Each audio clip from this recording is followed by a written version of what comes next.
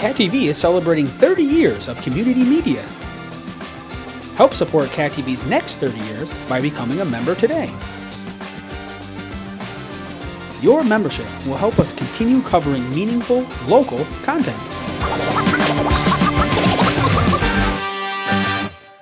Thank you for supporting your local community media station.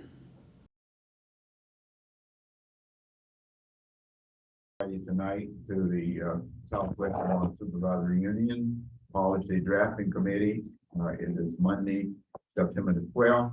We're getting started a little bit late tonight. It's about 4:38, and that's just fine.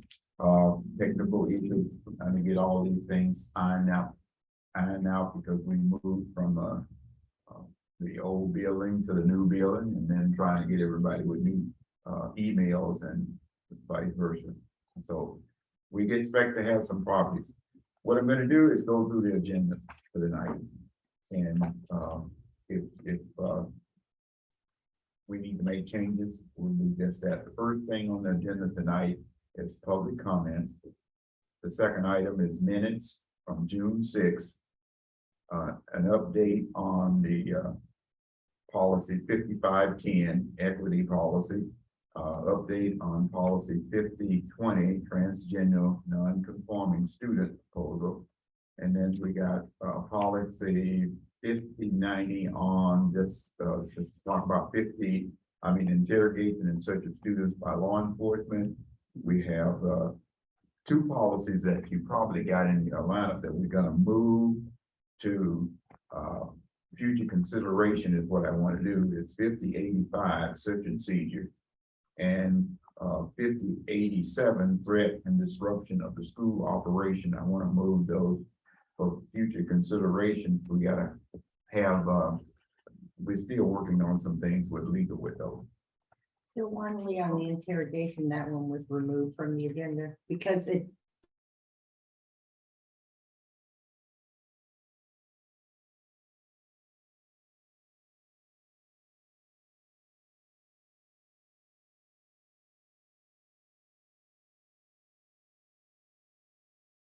That's right. Well, that's the note I got it right. It's a Department of Education that I would like to cover tonight, a brief summary of that in terms of mascot and school branding, and then 504 ADA agreements protocol for students.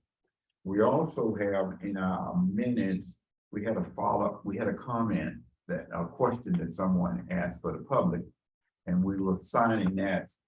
That was asked that Mount Anthony to come here, come to the policy to address how certain things were going to be managing the new policies that came into at least at the high school level. And Mr. Payne is here for that.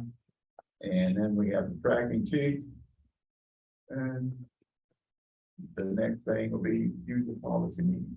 So if that format is okay, we do have someone here from the public. Are you here for I'm not here to comment. just to listen? Okay, Yes. then I just wanted to make sure we didn't just have you sit there and didn't include you. So Sure, my name is Lydia Winter and I'm living on. Okay, thank you. okay.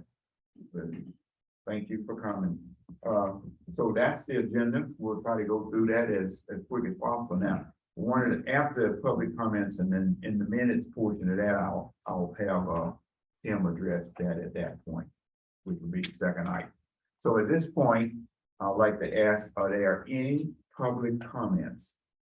I mean, if that the agenda is fine the way I read it, if that's okay, Robert rules with a small group of people. We don't have to do it, just nod and say, okay. We don't have to have a motion a second, trying to follow those things. So, thank you. Public comments. Are there any public comments? And because we don't have any extra people online, that's none. The next item is the minutes from June 6th. I'll like to have a motion to pass those or accept the minutes as written. Before I ask for some comments or I'll make the feedback. motion. Well, with the small committee, all we need to do is just move. We don't have to have a second. Everybody is in favor of the minutes as written. And I would abstain from, because I was. okay, And I so would too, because I was here. Oh, Kieran, so we have two. and you have Kieran in abstaining, too. And the minutes will be Kieran was talking. Kieran. Kieran, yeah, Kieran's here. Oh, He's in this box right here. His camera's just not on, okay. but Kieran's here. All right. So you got me in a bit of a pickle. The minutes are to reflect what was carried on at the last meeting, whether he was here or not. So if everybody abstained and I don't have any more board members over here, I won't be able to get the minutes accepted as written. And that's all we want you to do is read it. And if you don't have any comments, we can always change something later on. So can I get some consideration there from the Well, I move that they become a matter of record. right? And that's good. That's all. We don't need a second for that, but the minutes become a matter of records because they were exactly what was written.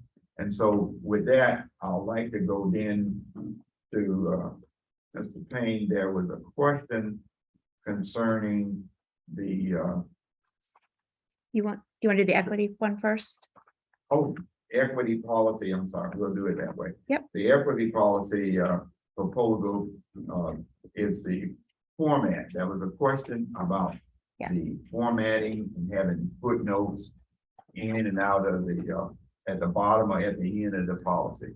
And we had some Let me give the feedback. comments. Yes, Laurie can give us Yes. some feedback on that. So the request was for us to ask our administrative team, which was all the principals and the directors at their last meeting last week, their preferred format for policies, especially such as this.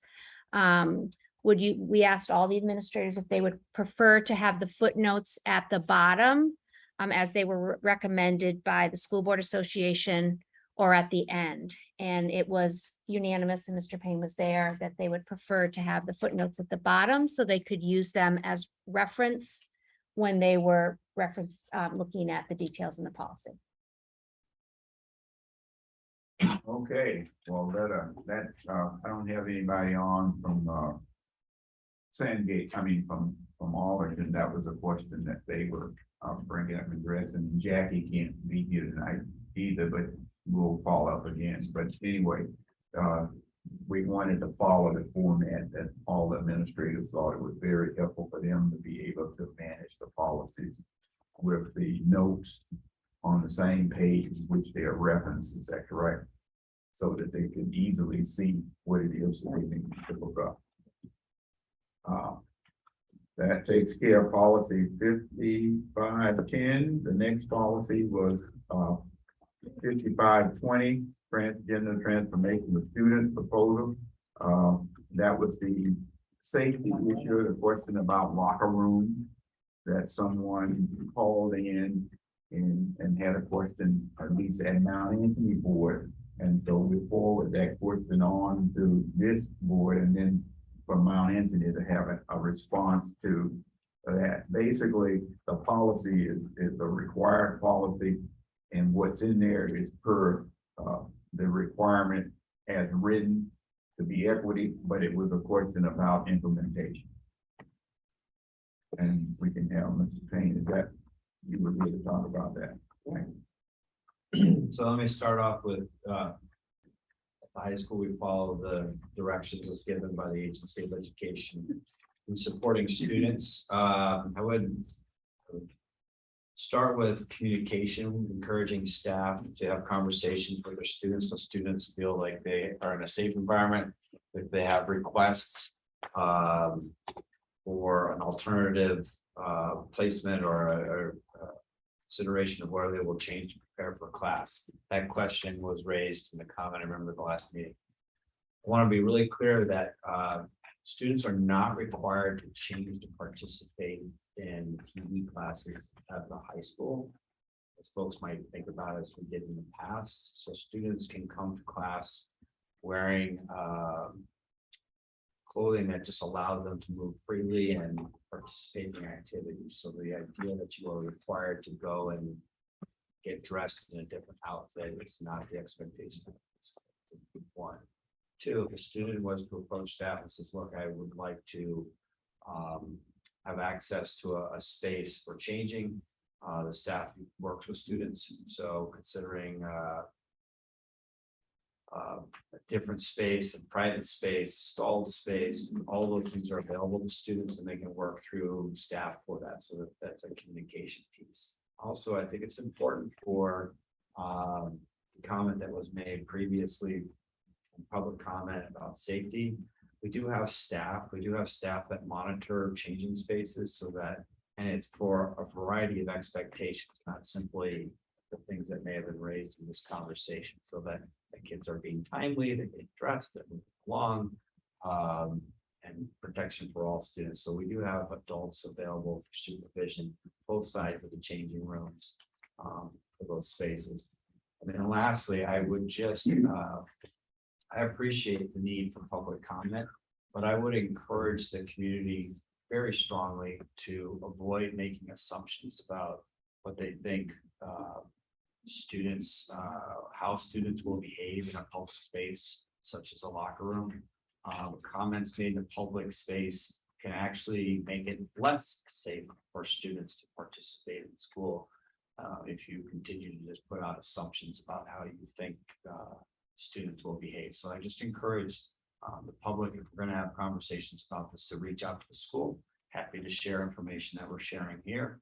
If you have questions about spaces and how kids are given choice to change and things like that and participate in activities, they can absolutely contact the high school. I'd be happy to answer any questions that they might have. Ms. Boudreaux, did I miss anything that you anticipated? Thank you, Mr. Payne. That was a great summary. I just wanted to say it's not just going to be at high school. This is an SVSU policy, and it'll be at the middle school, and we'll be down at the elementary level, whatever needs to be along that line. The implementation policy procedures will be the same right on through to kindergarten, K through preschool. At a building level implementation, I would encouraging students to seek out staff that they trust, to make their request known, and then staff working with students. And it's really kind of a case by case situation, but giving students choice is what we try to just be consistent with the high school. And I know that to be the same at the middle school as well. Speaking of experience. Well, I want to appreciate and thank the input to come out to speak to that tonight and let everybody know that we've all made plans about the agency of education policy and how to not only just accept the policy, but taking the kind steps to be able to implement the policy, so everyone will be equally treated and fairly allowed to be able to move freely and act freely based on their personal preference. So thank you, Tim.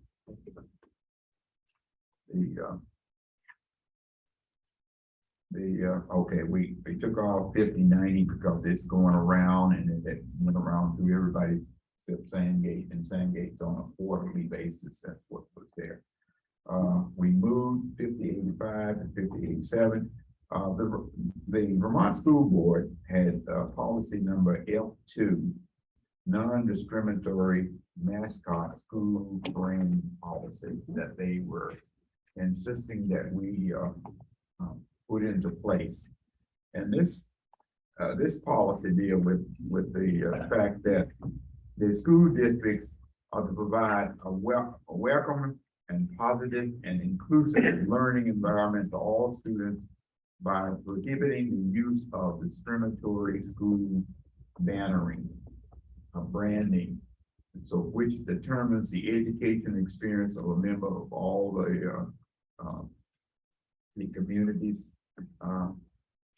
and in the form of a positive, a non-negative stereotype environment. So in this particular policy, it's first one time it's gonna go out for us, and it comes out with definition that what is a school, what's a school board responsibility, what's school branding mean, and we'll be able to discuss that, find out whether there's anything we need to do to massage this to get it into place. But it's again, it's one of those efforts that are being moved by the Vermont School Board Association in the form of equity for everyone. So that's what this policy is all about. At this time, if someone wants to have some comments or some discussion, bring in a big or concern about this, it'll be Lisa put it in our format for us, and it's there. And so if anyone have any comments, feel free to.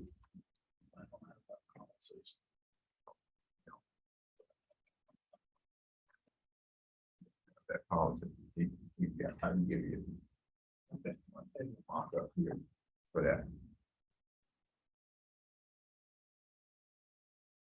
Currently, there's nobody in our supervisory union in place that would have to run up against this policy, I don't believe.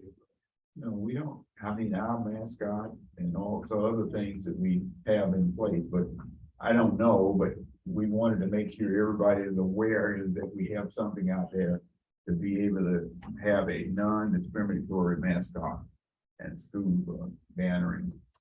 Are there clubs or teams that originate in the school, even if they're not school supported? That have that kind of thing that we want.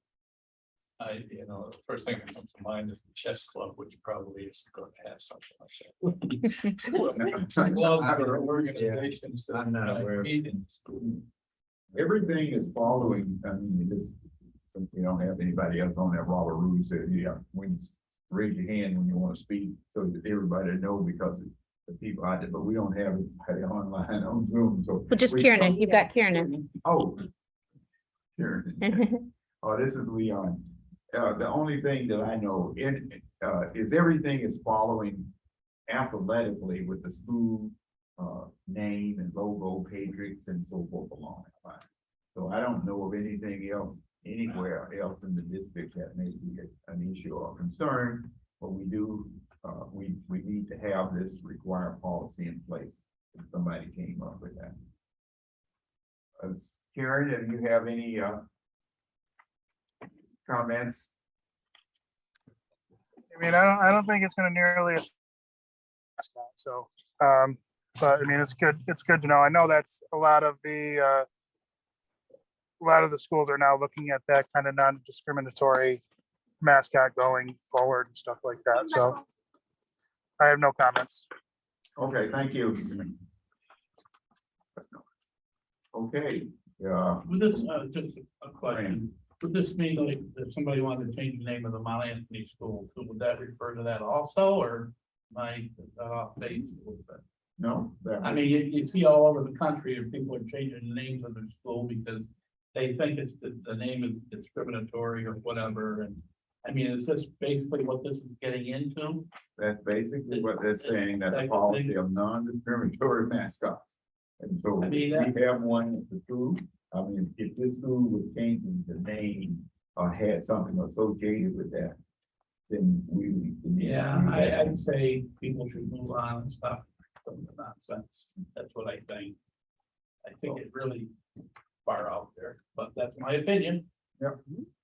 So with the committee, if what we can do is, everything is in order here to pass this on to SVSU in the draft form, so that we can have it going out and be one and looked at by all the different boards in the SVSU. So I'll make it, if there's no problem, I'd like to have it approved and with Fran, it's okay, and that's good enough. Dick, you agree that we'll move this on to SVSU. it'll actually go to whichever board meets next, First, not yeah. this week though, I mean, not the board that would, might be meeting this week, but the following. Well, we still have them warned in the initial phase, right? No, we Right. changed that, Did we? we changed that in the policy, a year or so ago, that Right. it didn't have to go to SVSU first, So Brandon, because it held it up. I was gonna say, so Brandon, is that okay to pass this on? Kieran, Hearing, yes, Kieran, yeah. in terms of a vote. It's still there. Yes, yes. So you were asking, is everyone okay? if the Is policy- everyone okay? I didn't get a chance to hear, and I forgot that you were on there, and so we need to make sure you just, each time. We only have one person on there, but we have to acknowledge that you're there and that your vote is in the positive for that. Yeah, no, that's fine. Okay, thank you. Okay, the next policy on that, the Department of Education, the Vermont School Board, say, putting here is a policy on, and we gave that a number as well to, Lisa put that up, and it's appropriate for to fit into the policy numbering system of 5,300 is required. And in this policy, that the districts ask that we adopt internal protocol for prompt handling of equitable resolutions of complaints alleged at any action as prohibited by section 504 of the Rehabilitation Act of 1973 and amended and so forth with the American Disability Act, that we prohibit discrimination on the basis of disability in any programs and activities receiving federal financial assistance. And so in this policy, it outlined all of the necessary steps that a person can contact. Now it says a person is not required to use the protocol and may instead file a complaint directly with the U.S. Department of Education Office, Civil Rights Office, Civil Rights Office in Boston, and it lists the address there if someone thinks that we're in violation of this policy. And so that's the introduction to that. And at this time, I'd like to open it up for any discussion concerning this policy. Thank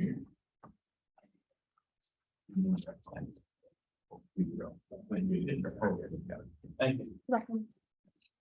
So.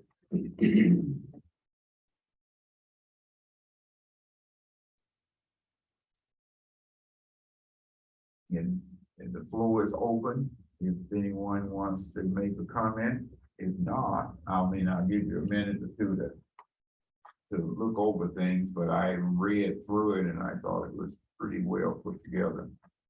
But again, we have everyone looking at it because I can miss a lot of things, and we'll make sure that it's all. So if I could, the purpose of this policy, I'm reading here, nevertheless, the person is not required to use the protocol and may instead file a complaint. Why do we need the policy? Well, you still need a policy to let people know that there's an avenue by which we are supposed to be providing all. So it's informational, basically. Right. But, okay. It's an It's a information. local.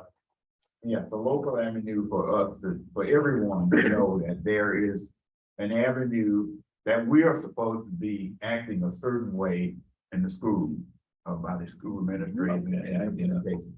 If they feel that we're in violation of their rights under the 504, Disability Act and so forth, then they can either bring it, in which they raise, you can bring it to the school's attention, or you can just notify the U.S. Department of Education and gave the address, the 8th floor and the post office box square in Boston, Massachusetts, so that you can do the complaint directly and they can help with the investigation. But my guess is with administrators having this in place and this protocol put out there, that and one of the goals that we're doing when we put it out is to review it with staff and all the people that are involved in managing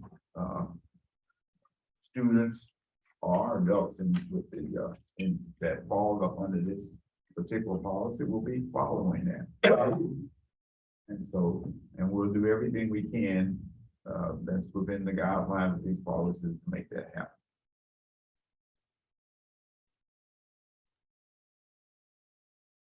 Okay, anyone else have a comment? Question? Does that go to SVSU? I'd like to have it go to SVSU. If there's no comments, I'd like to get the consensus to send this on to SVSU for the warning Well, we and have to out have to it the anyway. next board. We have to have it anyway, right? It's required. They send it out. Okay, so Fran is moving to send it on. We don't have to have a second. No, We'll second it anyway. All in favor? We'll have Kieran. Did I get it? Aye. Okay, he's all set. Good. Well, thank you. So that's in place. The next thing is the move. Let's do 6. The next item on the list is the tracking sheet. Yeah. We have, the purpose of the tracking sheet is to let everyone know, because of all the different policies going around. So first of all, let them know that it's required by the Vermont state law. Is the category that we look at it, and then we're still working on whether we have certain administrative regs updated and so forth. It's a big job, but it lets you know where the policies are in terms of the SVSU or the SVU ESD group, Mount Anthony, North Bennington, Arlington, and the Sandgate. Whether these policies have gone out to all of the members of the SVSU district and has been acknowledged as them seeing them and have an opportunity at their own board to make comments or understand what they are, or be in the process of implementing them like the policy calls for them to be implemented. And then we can see all of that as they go through. So that's what this tracking sheet does for us. Are there any questions or concerns with anything on the tracking sheet that you can see where everything is? Where it's been and what it's been, at North Bennington, Mount Anthony, SVSU or whatever. There any questions? No comments? It's no action to be taken no more than this is just tracking sheet so that we'll know when we're discussing it.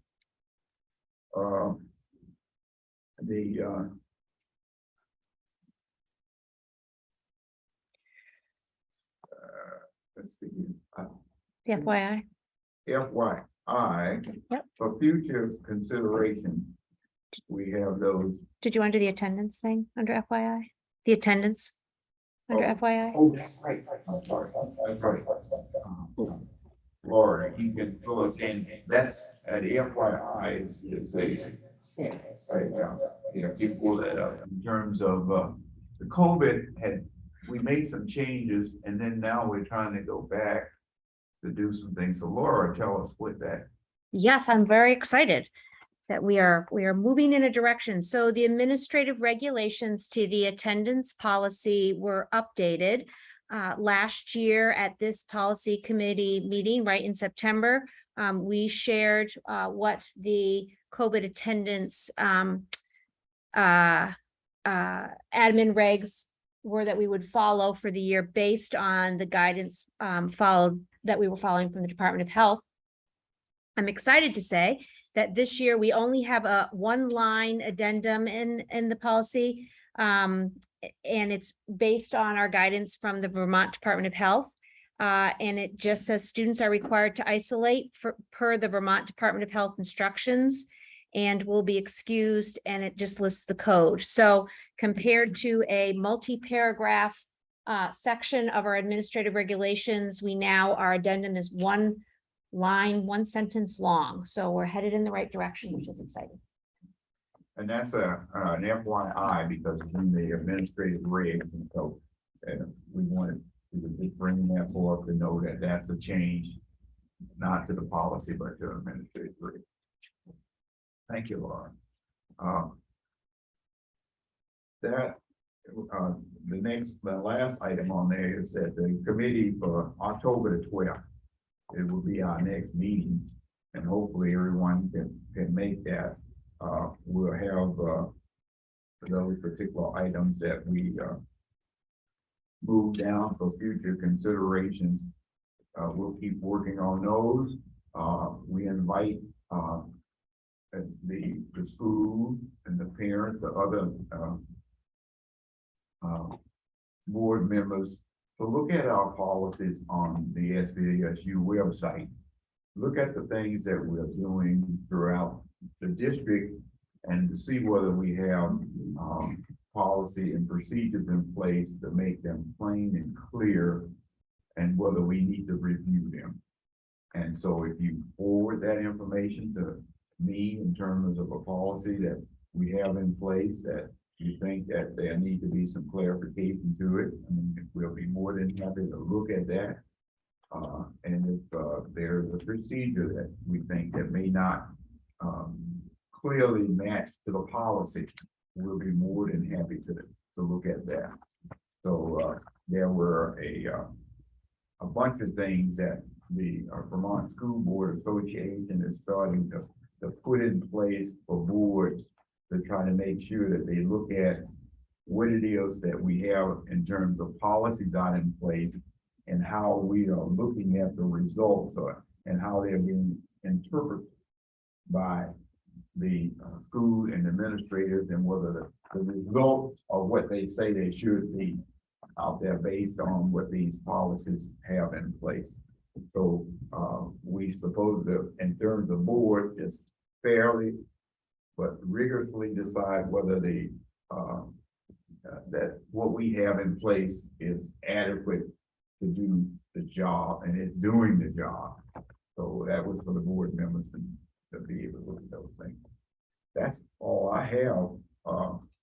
There might also be other situations that we haven't created policies for yet. The branding is one that came up because of situations that were brought forward, but if somebody has a policy, a situation that calls for a policy, Right. and bring that to this forum too, because That's right. If you think that there should be a policy and there's not one, and that's not covered by something, if you bring that up, we'll be more than happy to look at that.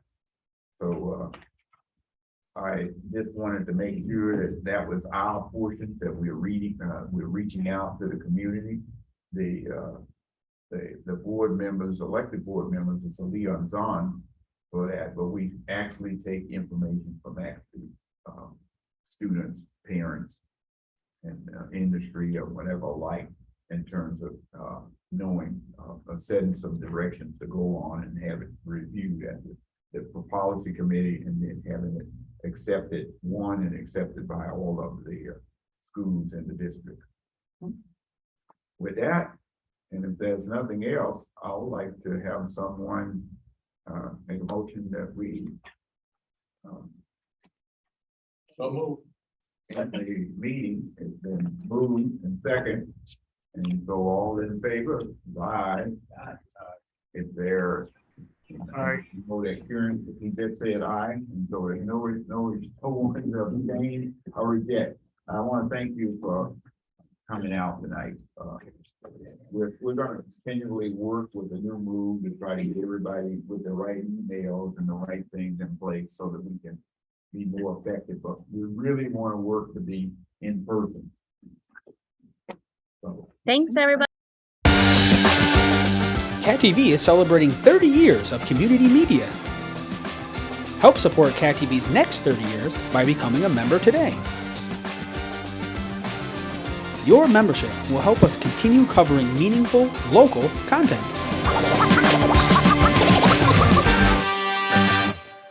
Thank you for supporting your local community media station.